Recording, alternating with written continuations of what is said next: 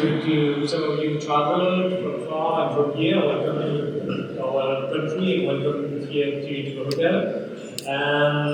I want to introduce my panelists. I want to introduce myself. My name is Toby Yolan. I'm from Mauritius. I'm a sustainability and social impact consultant with the courses. I work also for several NGOs, and my work mainly is around strategy. For different organizations. I'm joined here with Mr. Mehul Patel. He's the lead sustainability officer from Adani Energy Solutions Limited.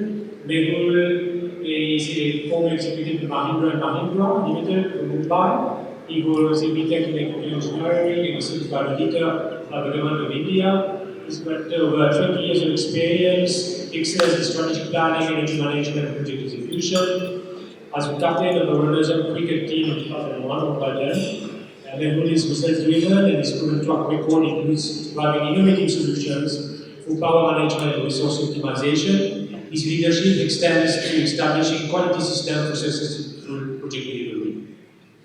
I'm joined here with my compadre, my patriot, Jean-Samuel Kayapen, president and founder of Monad Charity. Samuel is a founder and president of Monad Charity, which is an NGO. He's a dedicated entrepreneur and humanitarian. In 2020, he established the NGO, positively impacting over 3,000 families and 12,000 lives through food assistance, education program, and emergency relief efforts. Samuel's multifaceted skill includes graphic design, coding, project management, and IT, reflecting his commitment to staying at the forefront of emerging trends. Recognized as 2020 Man of the Year by Trend Games, Samuel's transformative leadership extends to voluntary social work and NGO. As mentioned, he is positively influenced 12,000 lives and counting. His holistic approach addresses social, economic, and environmental dimensions, envisioning a brighter future through sustainable practices. So our session here is going to be about sustainability. We've heard the three pillars of sustainability. It was coined in the early 90s by John Clinton, who was like this people, profit planet, and it's also social, environmental, and economics. So sustainability is the sweet spot where all three actually gets together. It's a bit of a Venn diagram. You always have this thing in the middle, which is sustainability. And it's a great thing today. Also, there's been a drive towards sustainability. This conversation is becoming more and more mainstream. And also, we have the World Sustainability Day. Thank you, Dr. Dasha and team, for bringing us together today. I'm going to start just giving a bit of context regarding our situation. So basically, I just actually came back from a climate conference in Dubai, and just to understand also the issue of what matters at hand, which is more around climate change and what climate change and increasing in different degree of our planet, and warming our planet, causing and has an effect on us. So there are a few things here. You don't need to look at everything, but it is also being described as quite linear. So 1.5% is going to be X amount, 14% biodiversity, 18%, 50%, etc. So there's issues of biodiversity, drought, food security, fires, fires, and this is how much it's costing us, how much affecting the drought. The people they are now also having recession, there's about climate refugees, people having to move places, moving their homes to different places because of climate. Extreme heat, I'm sure you've experienced that. Extreme heat, there's floods, also we've seen all of different floods, sea level rise and then coral reefs being affected in places like Black Towers.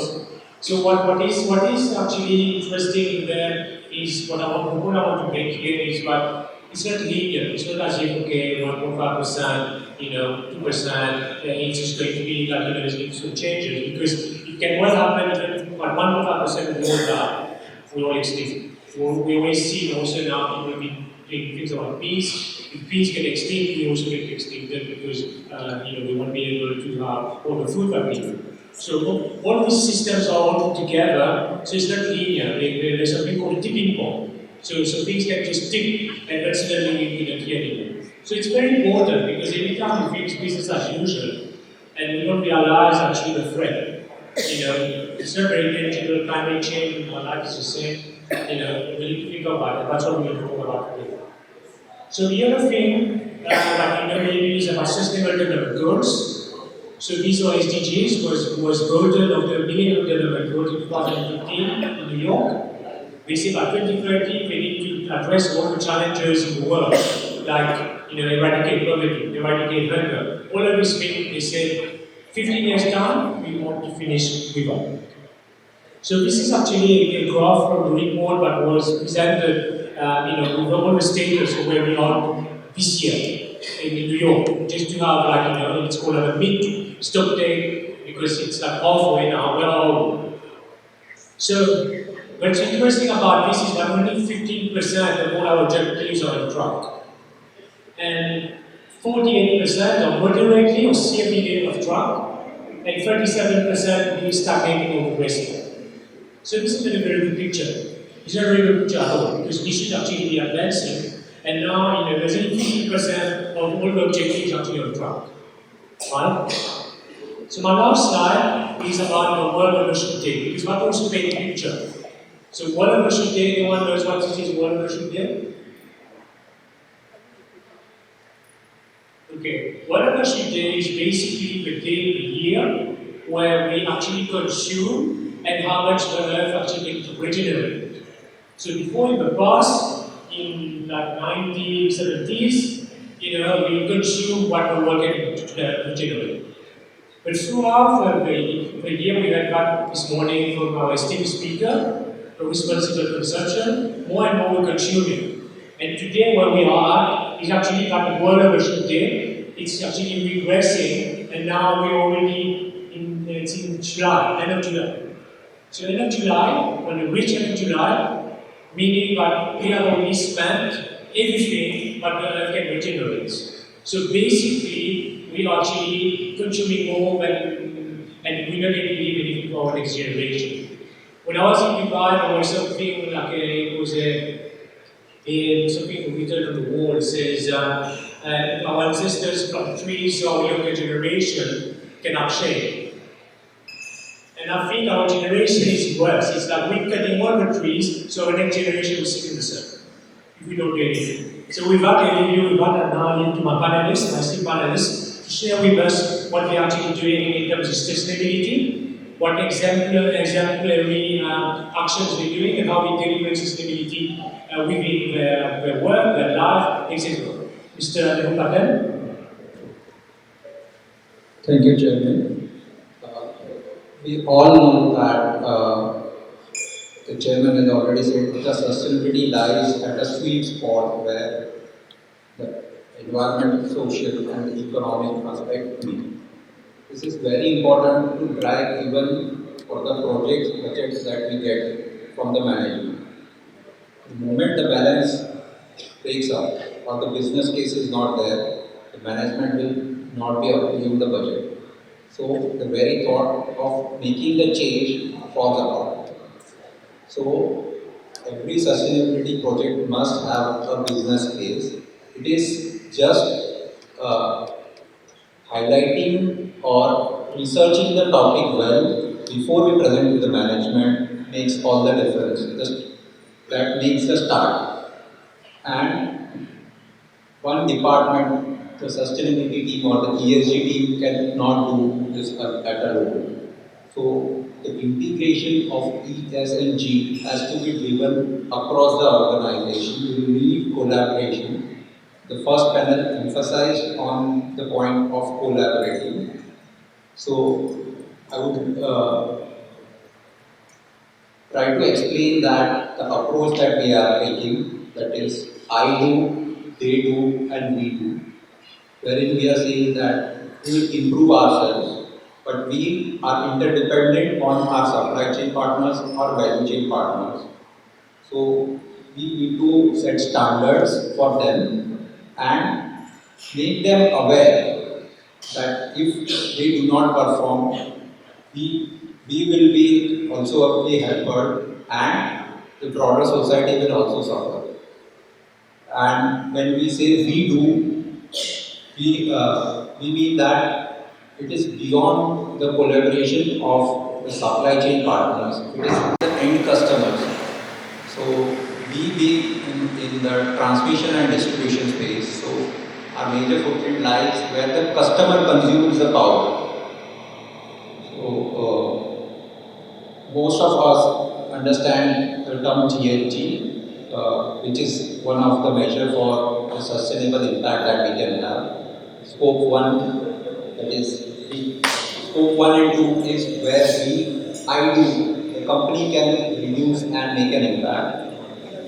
Scope 3, where the majority of upstream supply chain will contribute, and Scope 3 downstream, the other part, the customer. Not every company may have that Scope 3 or the customers more important. But for us, being in transmission and distribution, we have a limited opportunity to impact under Scope 1 and 2, which forms just about 1 or 1.5% of our footprint. The majority of the Scope 3 lies in the value chain, and to be precise, in the Scope 3 of the downstream, the customer's part. So we are acting as a catalyst of change, wherein we are offering green tariff to the end customers, and currently we are contributing to 38% of renewable energy that is being supplied to the end customers, and we have plans to scale it up to 70% by 2030. We have set our science-based targets. We are collaborating with our supply chain partners and helping them understand what are science-based targets and how to set them and how it makes business sense.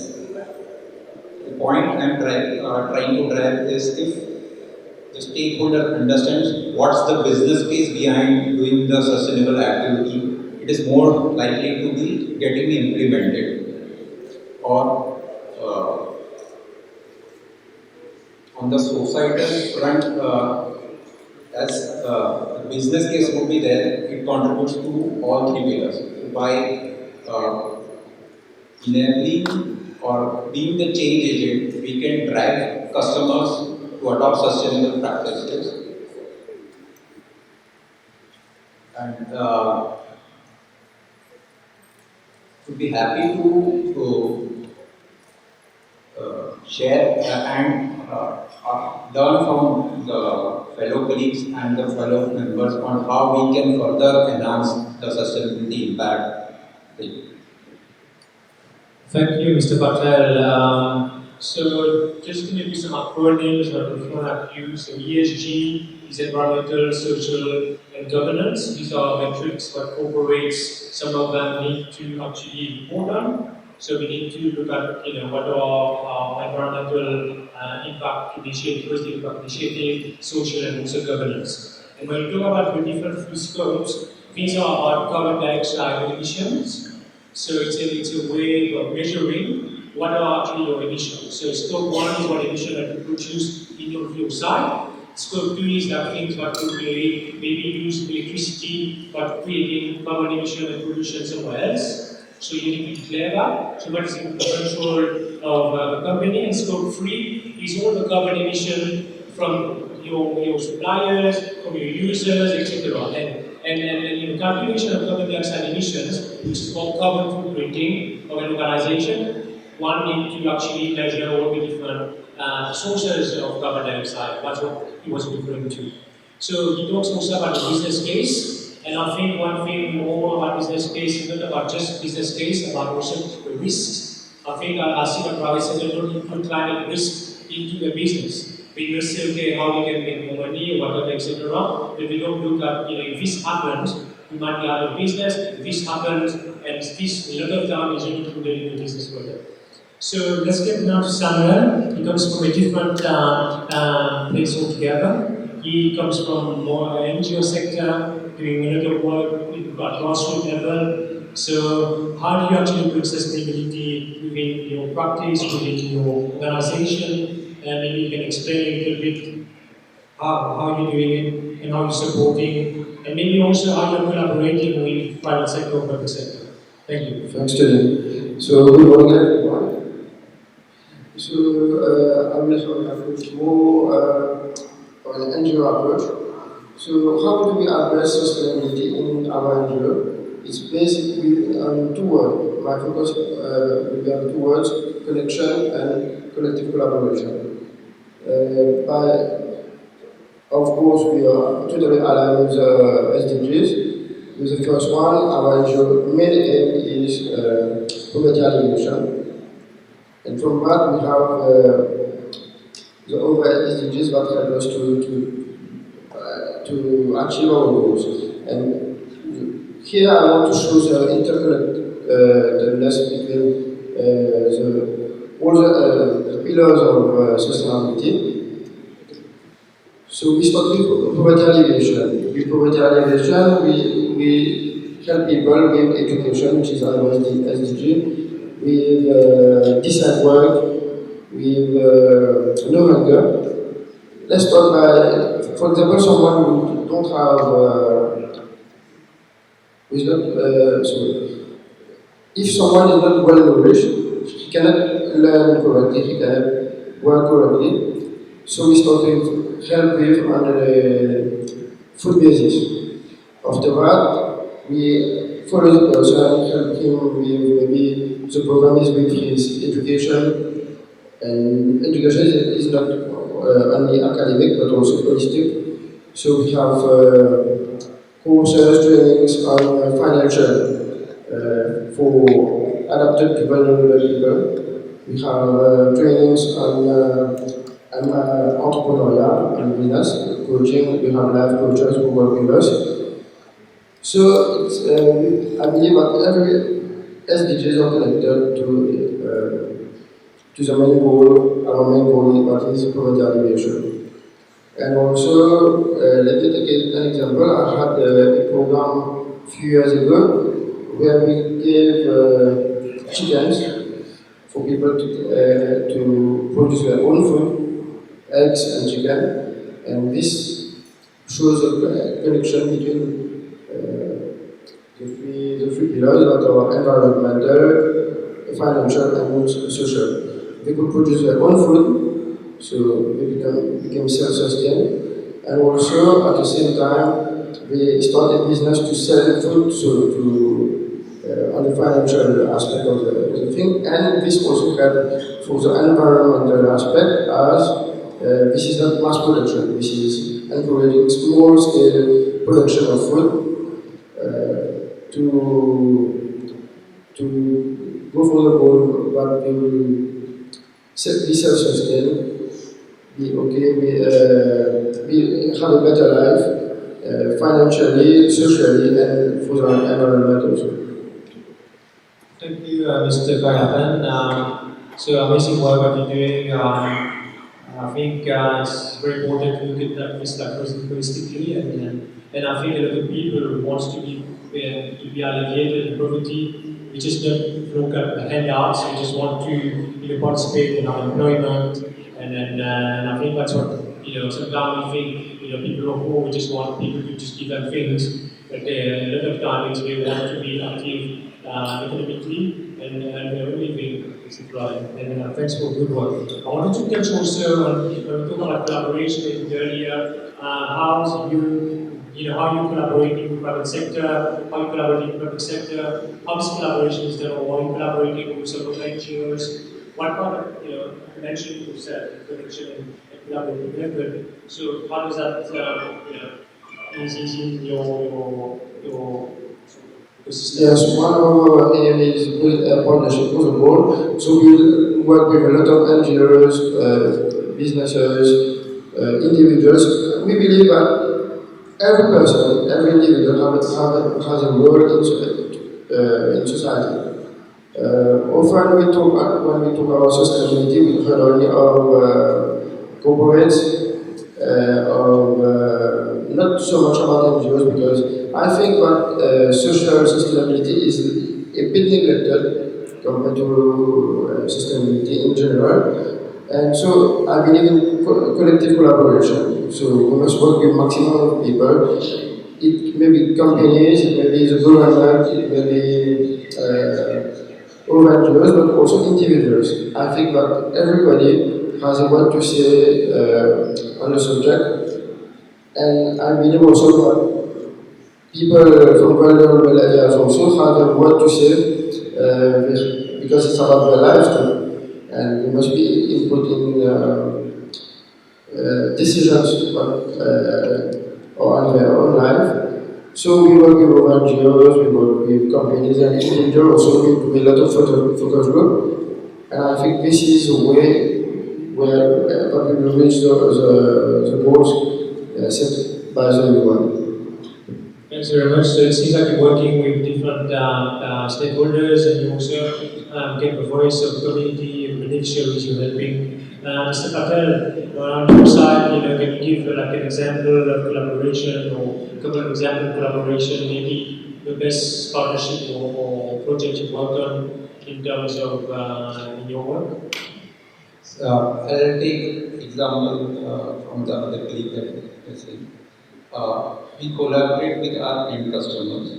So we help them to install solar rooftops in their premises, which in turn helps us reduce our transmission and distribution losses. And they are happy that their cost of electricity goes down, our carbon footprint goes down, and thus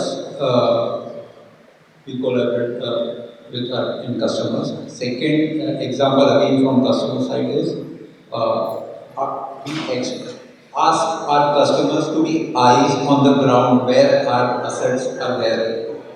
So for most of the regions in India, of the developing countries, the power theft is one of the headache for the utilities.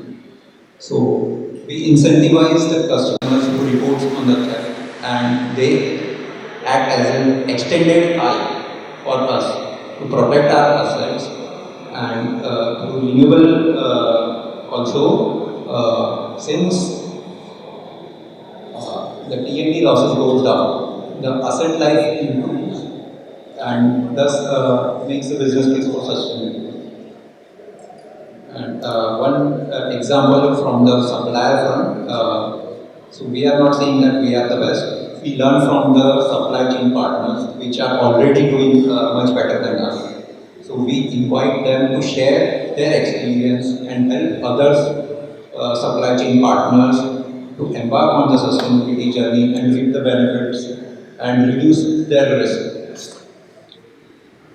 That's great to have some sort of programs that actually what they call shared value, because they win with a solar system, and by also crowdsourcing information from them for looking after your assets and learning for supply chain. So maybe I want to give opportunity to people on the floor, either for questions or comments, or even to share some example of collaboration for sustainability. Yes, sir?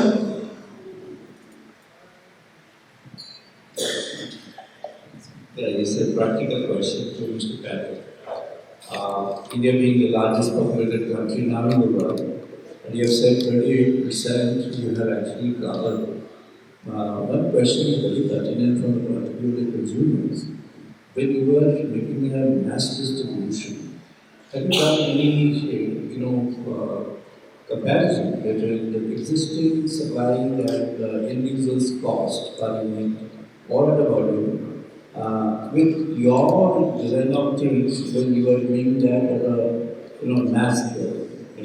That's very relevant and important from consumers' point of view. If you could, any answer. Thank you. Yes. Thank you, sir, for that question. So when we say 38% of power that is being supplied to the consumer is from renewable sources, so part is being generated by ourselves. Part we do not own the asset, but we have entered into power purchase agreements. And to give a perspective of large scale number, we have tied up 750 megawatt of wind solar hybrid capacity, which we deliver to the end customer, and we help them in their net zero journey or carbon neutrality journey. And as I said earlier, we have plans to raise it to 70% by 2030. And we have one thermal assets which we tend to phase out by 2030 as of now. But the region, the Mumbai region, the financial capital of India, where we supply our electricity to the end customer, the supply reliability is utmost important because we supply to the critical infrastructure of hospitals and other utilities, which are utmost important in terms of power reliability. So, regulator is not allowing us to phase out this thing, but we are sure that by 2030 we will be able to go through storage systems and phase out the carbon asset as well. So, can you introduce yourself? Yeah.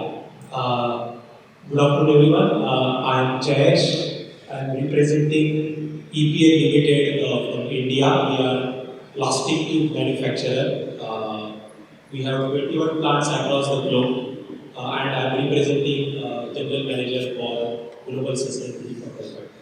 So, thank you, Tony, for this session. Mr. Meru and Mr. Samuel for putting your thoughts and very well structured. I have one question for Mr. Samuel. You say your core focus is on social aspects. So there are different SDG goals, like poverty elimination, education for all. So from your point of view, or what are your critical focus area on those social aspects? Considering different elements, what are the one or two areas that the NGO is focusing on? The most difficult areas. Yes. So we work on all the SDGs. We focus on 6 goals. So just to remember, no poverty, of course, zero hunger, quality education. Disadvantage and economic growth, reducing inequalities, and partnership for the goals. Maybe it's the first one I would mention is partnership for the goal, because often there's not so much collaboration, I think, from my perspective, between governments, corporates, and NGOs, as all have their skills and ideas, focus, etc. But I think we should all add these ideas, perspective, way of thinking for a same goal as we are looking to attain sustainability in general.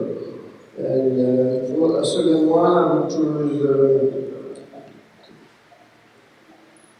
education, because education is something very important. We're trying at Mona Charity, for example, to start from early age.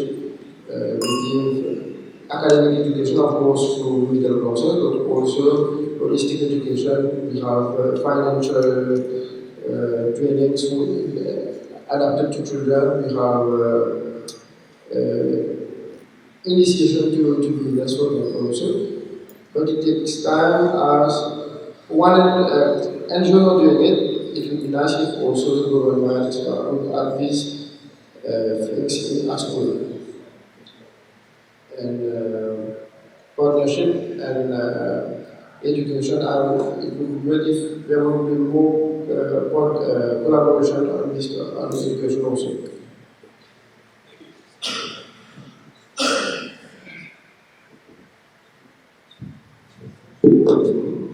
Thanks.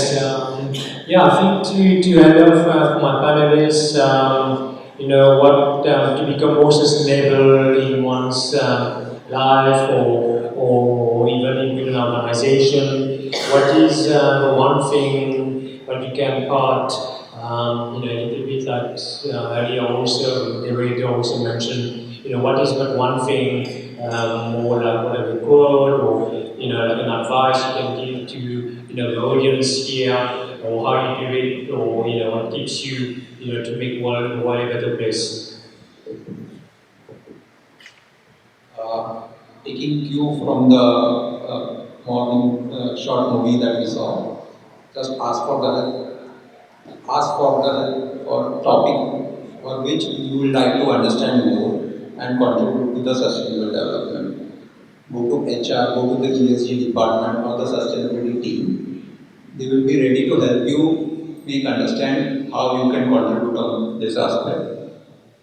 You can Google it out. Second is UN SDG Academy has lots of free learning, small bite educational material. That's a good place to start with on the sustainable journey as an individual, and you can also contribute to the society.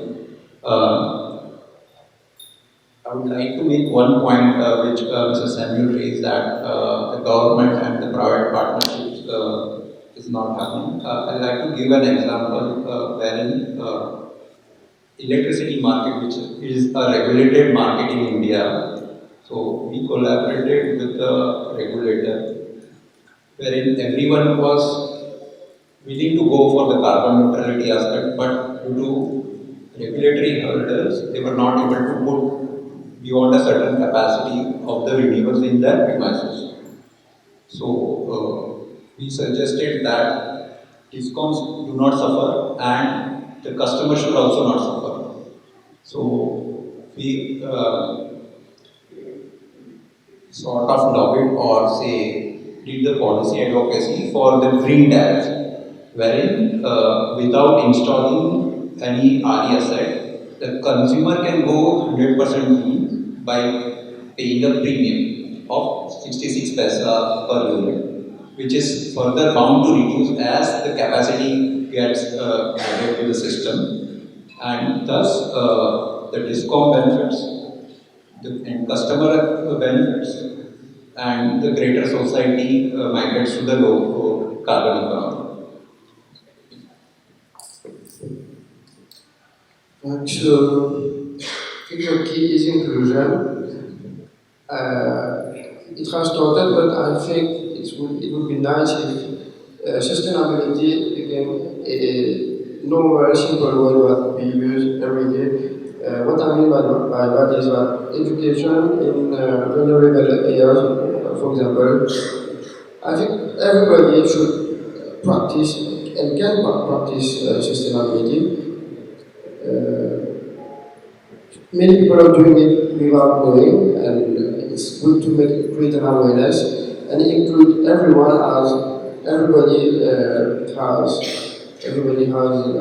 his own ideas, but are very valuable, his own knowledge that we can share.